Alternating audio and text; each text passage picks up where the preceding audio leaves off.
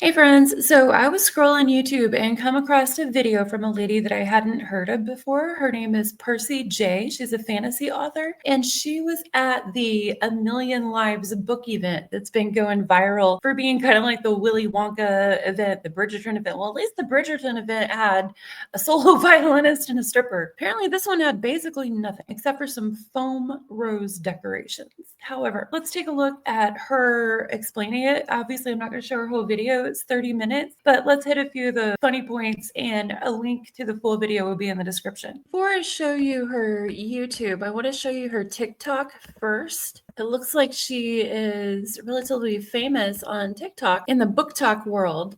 She has 60,000 followers, and it looks like apparently her main deal is that she has a fantasy character where the lady is very petite, like 5 foot, and the fantasy character that she's in love with is 9 foot tall. So there's a whole interesting undertone there of how they're going to fit. Anyway, I haven't researched her much outside of this, so don't blame me if there's stuff I don't know. But she looks cool. Anyway, I wanted to show her TikTok first because she doesn't have very many followers yet on YouTube, but she's established. She's a established author. Okay, so she doesn't have very many subscribers on YouTube. She was in the low 50s just this morning, but the video I think is going to go viral. I subscribed, so yeah, let's take a look. Oh, yes, everyone. This was real. This was a real fantasy ball that I just attended not even 12 hours ago. It looks like an empty Target from what was up front whenever they showed that sign, not sign, but like built-in part over the doors. Hi, I'm Percy J, and I attended A Million Lives Book Festival in Baltimore. It was even worse than what you're seeing. It is 6 a.m. I have no voice. My body hurts, but I'm not getting sleep. So I might as well tell y'all exactly what happened. Okay, so whenever she starts describing the whole process of when it first started, she said this started 18 months ago when we first all put our deposits down. It starts reminding me of someone, I mean, by the event organizer, not this lady, but the event organizer, as she's describing the process, the mistakes, the absolute disaster, reminds me of some of my regular viewers will be very familiar with. She who shall not be named, but who considers herself very, very fancy. Overall story. So before we talk about the viral disaster that was that ball, I have to channel my inner AP US history teacher and go to the events leading up to section.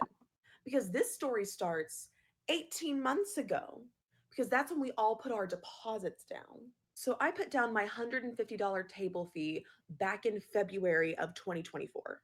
I am not from Baltimore, Maryland. I'm from Texas. Which, yes, besties, I flew out for this. But I got in because a lot of my friends were going too. I knew a lot of people attending because the creator reached out to a lot of people who were already pretty prominent in the indieverse sphere. And honestly, I was like, the table fee's $150, why not? I'd paid more to be at events. And because so many people were going that I wanted to see and hang out with, I planned a lot of major life events around A Million Lives. I'm currently pregnant with twins. I planned my pregnancy around this event like a clown. I scheduled my uncle-in-law's funeral around this event. I See, that's what is one of the worst things about whenever people get scammed on events. The money that they lose is one thing, and it's significant and it's bad, and they should absolutely be refunded.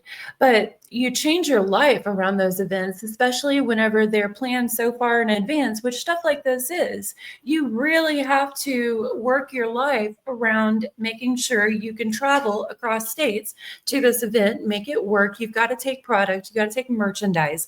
I've done a lot of art festival type things in the past, art conventions and stuff. And a lot of times these indie conventions, they combine artists and authors. So I've worked a lot in these similar environments of events like this alongside authors. They're really hardworking people. They put so much work into their craft And it's a hard genre to break into. All genres are hard to break into at this point because the world is so populated thanks to our advances in medicine. I'm glad we're overpopulated in the sense that we don't have young children dying from preventable diseases like we used to, that used to lead to the population not being nearly what it is. But that being said, and I kind of went off on a tangent there, I respect authors, indie authors especially, and I don't like seeing them get scammed. Not all of them do like She Who Shall Not Be Named and just print out a transcript. Most of them agonize over every line, every dang line, and they do it by themselves with no kind of team behind them. Anyway, let's get back to her story. This isn't my story. Been paid extra to sponsor this event. And let's get into that, shall we? Because you know I brought the receipts, girl. Peep the date to sponsor A Million Lives. I ended up picking the highest tier of sponsorship because I was like, 250, why not? It's a good deal. So I was supposed to get my logo on the website, an author takeover day in the Facebook group, an author focus day with several posts about me and my books on social media, a medium window or floor decal, where those were supposed to go, I don't know, and my logo on the tote bag. Now, I have been to other events before where I've seen events do all of these things for other people. So I sent them all of my things, my headshots, my covers, my logo, all that stuff. And on January 20th, they received my $250. Again, that reminds me of someone we're all familiar with. A lot of big promises there, but they're promises that make sense in the context of how these events go. Like someone has went and studied what they are and thought, oh, I could do that, and then just promises it all and realizes that there's a lot more to it. What do you all think? I did not, in fact, get my author takeover day in the Facebook group. There was not a single post about me or my books on Archer Management socials. And we also never got confirmation for how many items we needed to bring for the VIP swag bags. I know what you're thinking, Percy, why didn't you say something earlier whenever you knew that this wasn't going to be done? Because at the end of January, I got pregnant with my twins, and I stopped being active on social media for a while just because of the fatigue and the sickness. And frankly, I came into this event thinking, you know what, it's $250.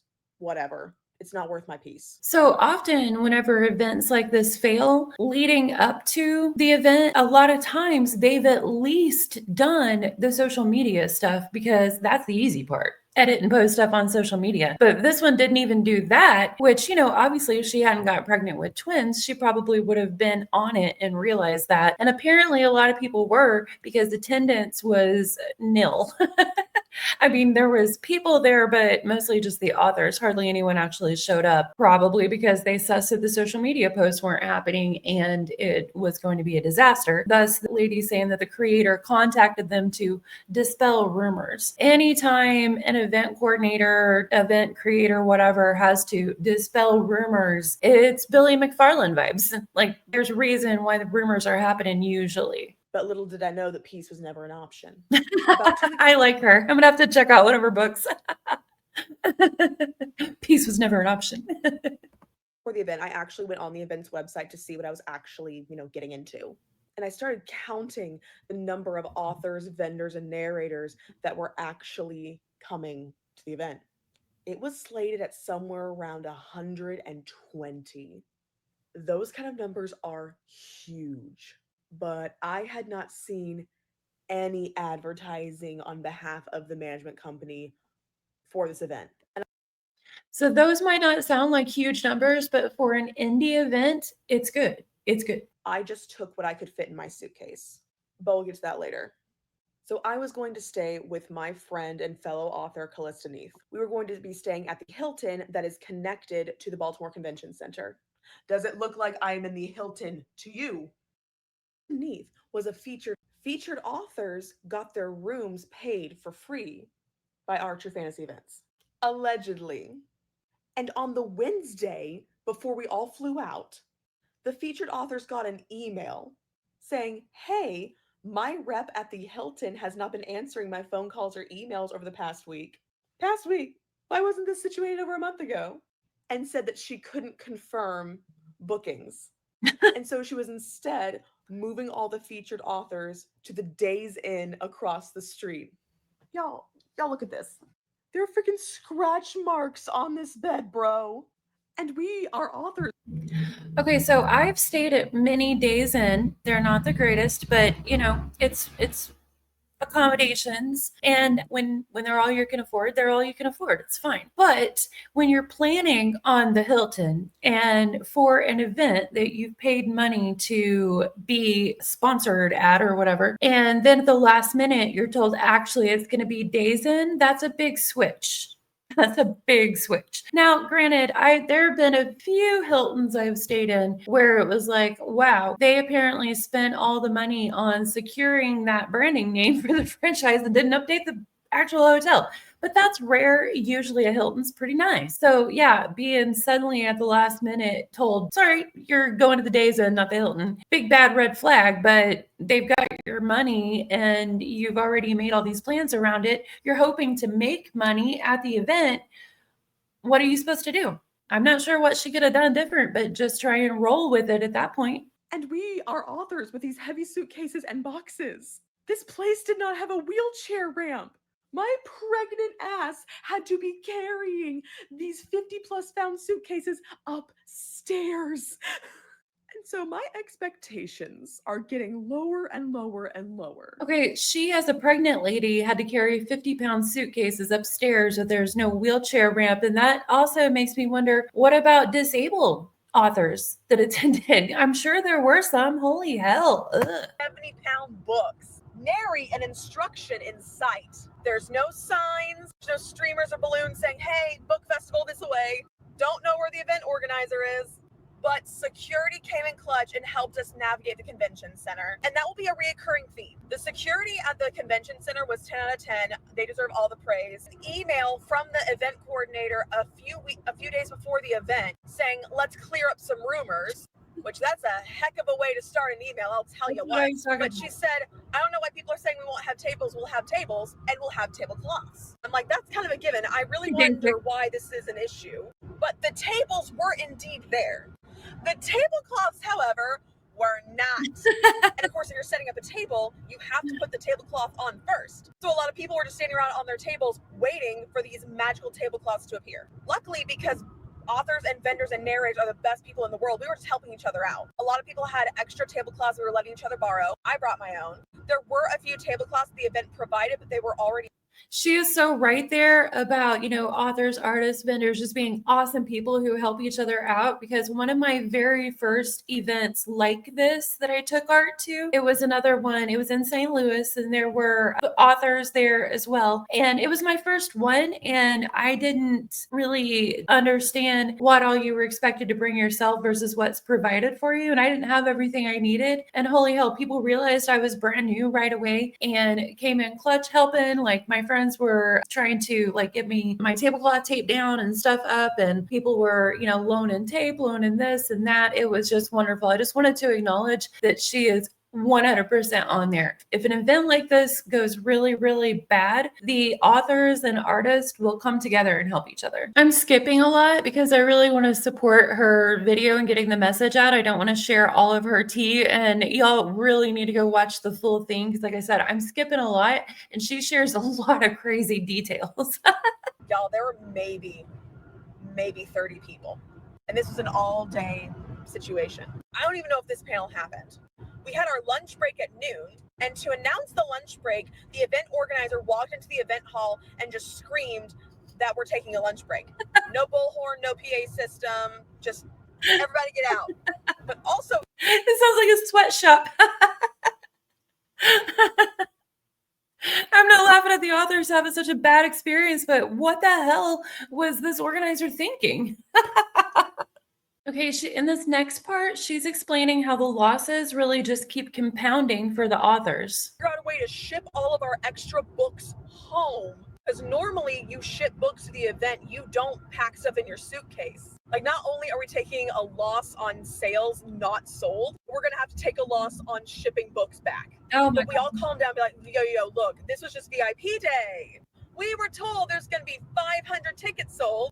Maybe the rest of them are the $50 general admission tickets. So the VIP day she's talking about, I skipped that part, I think. 30 people were there, and it was an all-day event situation. And that's where the organizer walked in and just screamed, lunch time! And so we're just going to see this huge crowd on Saturday. Man, they're And then everything's going to be okay.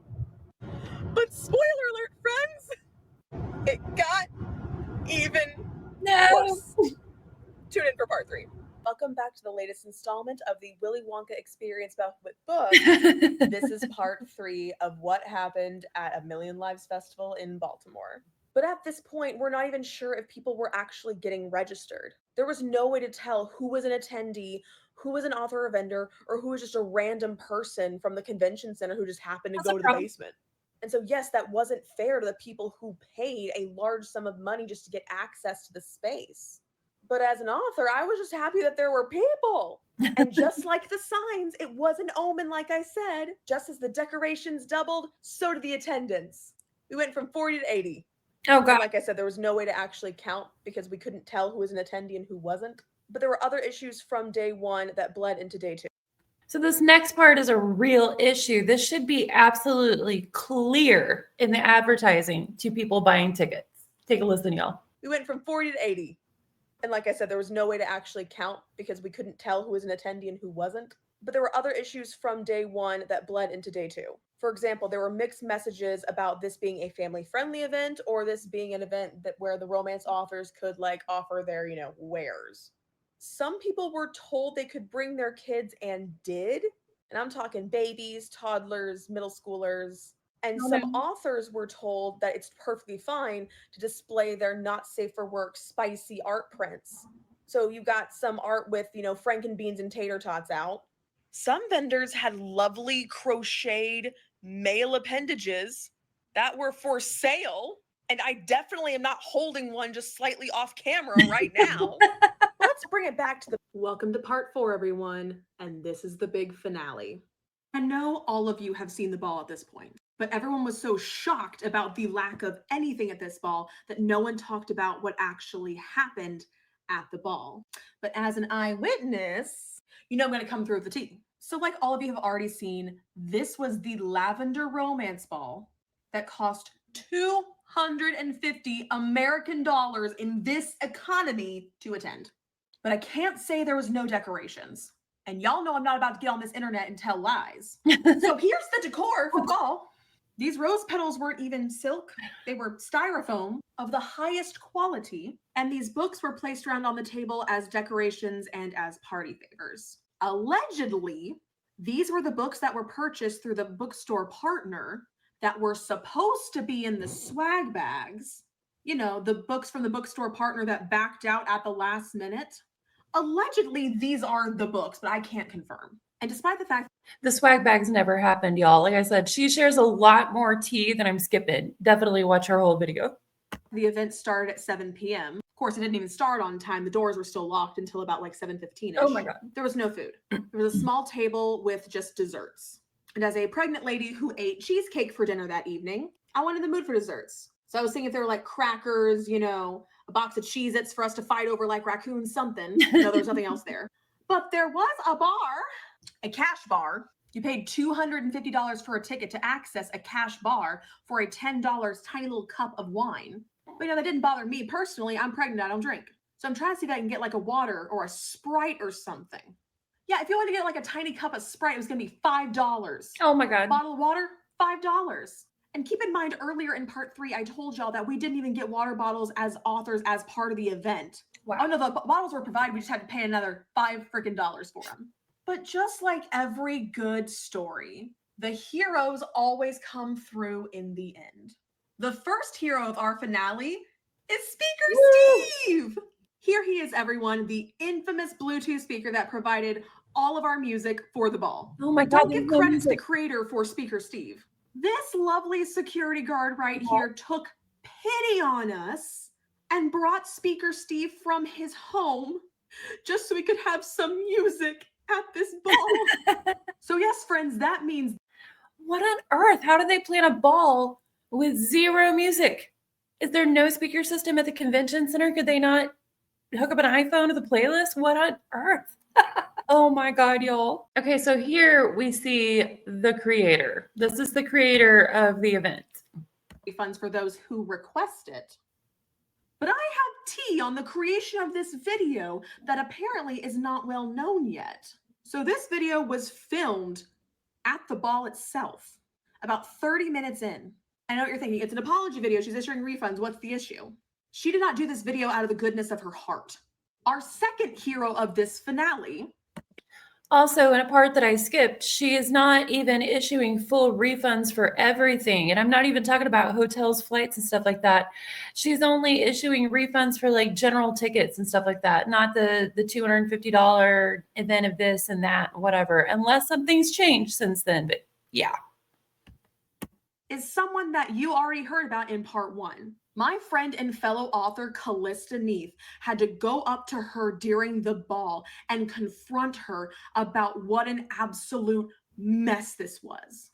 She rocked up to her in the middle of the ball and went, "Hey, yo, you're going to issue refunds right now." Nice. And she demanded that the creator here make this video, post it on socials, and tag her in it. Go to this video, you will see Callista Neath in the caption tagged. Because if she hadn't have said anything, this video would have never happened. This event was marketed to and advertised to new debut authors. That's a big problem. Scams are almost always marketed to people that are desperate for that thing to be real. This is not an unconceivable event. This is a normal thing. It just happened that this was a scam. But let's listen to her talk here because what she says is really important. As their way to connect with readers for the first time. And as someone who debuted 2 years ago, I know exactly how tight finances are at that time. When you are an indie author, you pay for everything yourself up front.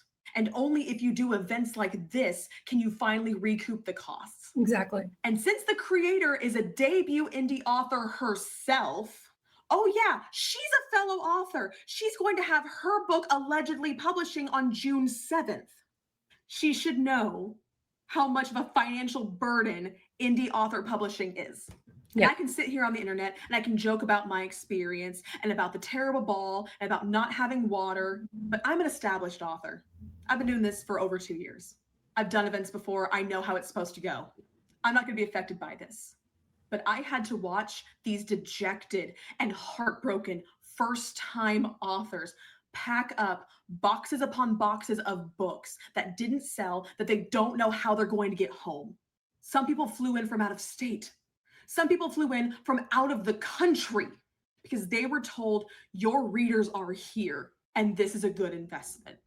At the end of the second day of signing, I abandoned my table and went around talking to all these new authors. I had to tell them that this kind of event is not normal and what happened was not their fault. Because people are thousands of dollars in debt because of the lies and the mismanagement and the false promises. This wasn't just a bad event. This is a financial disaster. This ruined careers. She is so right. So right, y'all. I'm going to end it there, and I will have a link to her full video in my description. I really hope y'all check it out. It's wild that stuff like this happens, and I'm not sure what the end result's going to be. I'm not sure if they have recourse to force her to give them their money back. What do y'all think?